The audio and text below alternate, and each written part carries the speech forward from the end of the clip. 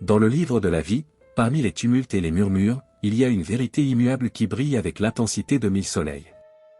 Cette vérité, ce fait incontestable, c'est que depuis le début de la création jusqu'à ce moment même, vous avez eu une immense importance aux yeux de Dieu.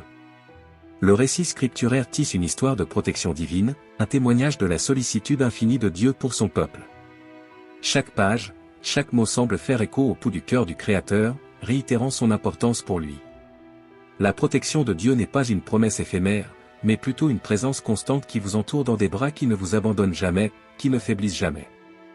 Dans les moments de turbulence, dans les moments d'incertitude, rappelez-vous que vous n'êtes pas oublié, que vous n'êtes pas abandonné, car vous êtes aimé, profondément protégé, farouchement, par un Dieu dont l'amour n'a pas de limite. Ainsi, lorsque vous traversez des vallées et gravissez les plus hautes montagnes, laissez cette profonde vérité ancrer votre âme. La protection de Dieu est votre héritage, vos soins, votre compagnon constant. Il n'y a aucune ombre où sa lumière ne puisse atteindre, aucune profondeur où son amour ne peut la trouver. Dans chaque épreuve, dans chaque triomphe, le Créateur de l'univers est avec vous, vous rappelant votre valeur à ses yeux.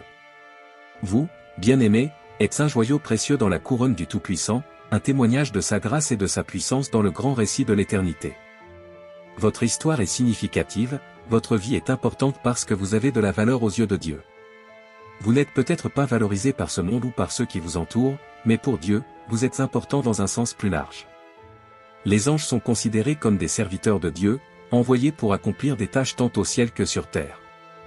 La Bible contient de nombreux récits et enseignements sur les anges dans notre foi.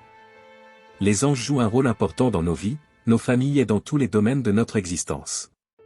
À l'heure où vous m'écoutez maintenant, il est fort possible qu'au moins un ange soit présent chez vous. N'est-ce pas merveilleux? Comme il est écrit dans le psaume 91, versets 11 et 12, « Car il ordonnera à ses anges de vous garder dans toutes vos voies. Ils te soutiendront dans leurs mains, afin que tu ne heurtes pas ton pied contre une pierre. » Le président peut compter sur les services secrets pour sa protection, mais vous, en revanche, avez des anges secrets qui veillent sur vous, qui veillent dans votre dos. N'est-ce pas une chose merveilleuse? Qu'est-ce que ça fait de savoir que vous comptez aux yeux de Dieu, même si vous ne ressentez peut-être pas cela dans ce monde et que vous pourriez être réduit à un simple numéro de sécurité sociale aux yeux du gouvernement? Vous êtes important pour Dieu. Il vous apprécie tellement qu'il a envoyé son Fils unique pour que vous puissiez profiter de l'éternité avec lui. De plus, pendant que vous êtes sur cette terre, les anges de Dieu veillent sur vous. Certaines églises propagent une fausse doctrine qui tente de nier l'existence des anges ou de tout ce qui est surnaturel. Cependant, il n'est pas sage d'ignorer cette réalité, car la Bible nous informe clairement sur l'existence réelle et tangible des anges. Il existe des rapports selon lesquels Dieu envoie des anges pour accomplir des tâches spéciales. Un exemple en est le récit de Lot, le neveu d'Abraham. Lorsqu'ils se séparèrent et que Lot se rendit à Sodome et Gomorrhe, des villes plongées dans le péché, Dieu décida de les détruire. Des anges furent envoyés pour avertir Lot de la destruction imminente et pour le guider, lui et sa famille, hors de la ville. Comme indiqué dans Genèse chapitre 19, verset 1, et 2 anges arrivèrent de nuit à Sodome, et Lot était assis à la porte de Sodome, et quand Lot les vit, il se leva à leur rencontre et se prosterna le visage contre terre. La mission principale de ces anges était de conduire la famille de Lot hors de la ville destinée à la destruction, comme le révèle Genèse chapitre 19, verset 16, et comme ils s'arrêtaient, ils saisirent sa main, et celle de sa femme, et de main de ses 2 filles, l'Éternel étant miséricordieux envers lui, et ils l'emmenèrent et le placèrent hors de la ville. Tout comme nulle part dans la Bible il n'est mentionné que Dieu a cessé d'utiliser des anges pour protéger, guider et diriger son peuple, ces êtres sont toujours autour de vous, ne vous quittant jamais des yeux. Il y a un ange dans ta maison. Dans le rêve de Jacob, il voyait des anges monter et descendre une échelle, symbolisant leur activité constante entre le ciel et la terre, accomplissant les tâches assignées par Dieu.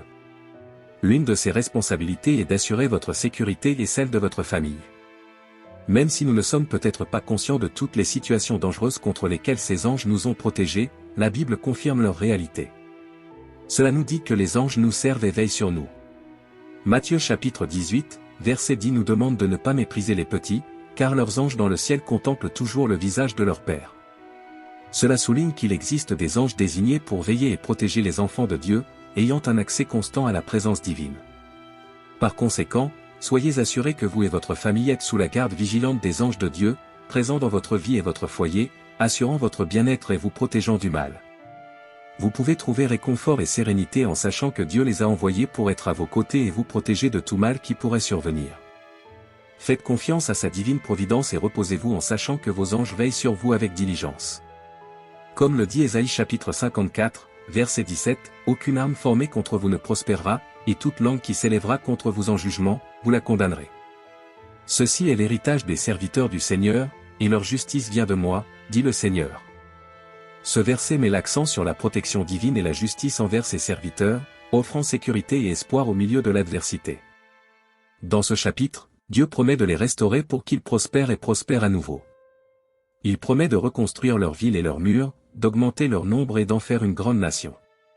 Et au milieu de cette promesse, Dieu leur assure qu'aucune arme formée contre eux ne prospérera. Ce n'était pas seulement une promesse de protection physique, mais aussi une promesse de protection spirituelle.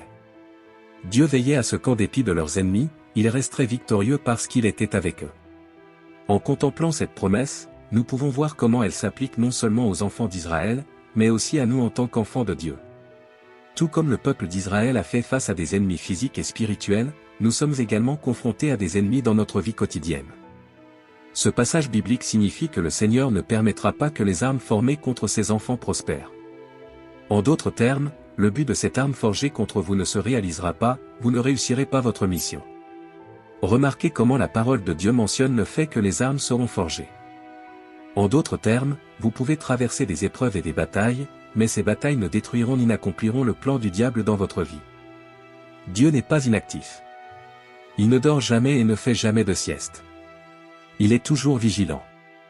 Parfois, cela signifie que le Seigneur retire l'arme des mains de l'ennemi de ses enfants, parfois, cela signifie que Dieu permet à l'arme de frapper, mais qu'il en retire un bien plus grand que la douleur du coup immédiat. N'est-il pas merveilleux de servir un Dieu capable de transformer les mauvaises situations en la meilleure chose qui nous soit jamais arrivée? N'est-il pas étonnant que Dieu soit capable de transformer de mauvaises situations en bonnes et de bonnes situations en meilleures? Comme il est écrit dans Genèse chapitre 50, verset 20, « Vous avez prévu du mal contre moi, mais Dieu l'a voulu pour le bien, pour faire ce que l'on voit aujourd'hui, pour garder de nombreuses personnes en vie. » Si cette vidéo vous a apporté de la valeur et de l'inspiration, n'oubliez pas de l'aimer et de la partager avec vos amis et votre famille. Abonnez-vous également à la chaîne pour nous aider à diffuser encore plus nos messages.